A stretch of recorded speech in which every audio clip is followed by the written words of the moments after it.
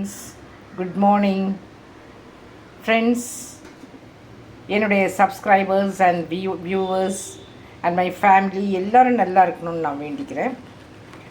இன்றைக்கு எங்களுடைய morning tiffin என்னென்னா சிறுதானிய தோசையும் பூண்டு சட்னியும். பாருங்கள், பூண்டு சட்னி, சிறுதானிய தோசை, சிறுதானிய தோசை. இதுதான் எங்களுடைய மார்னிங் டிஃபன். சூடாக சுட்டு சாப்பிட்டா எதுவுமே நல்லாயிருக்கும் நம்மளுக்கு. பாருங்கள்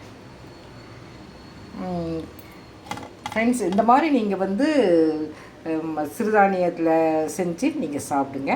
இன்றைக்கி இது வெறும் பூண்டு சட்னி தான். பூண்டு மிளகாய் இடித்து போட்டு மிளகாத்தூளும் உப்பும் போட்டு கலந்து சாப்பிட்றது. இது ஒரு பூண்டு சட்னி. இது மிக்சிலையும் அரைச்சி நம்ம சாப்பிட்லாம். ஃப்ரெண்ட்ஸ், இந்த மாதிரி சிறுதானிய தோசை நீங்கள் சாப்பிட்டிங்கன்னா உங்களுக்கு நோய் எதிர்ப்பு சக்தி உடம்பில் இருக்கும். அப்போ உங்களுக்கு எந்த நோயும் அணுகாது.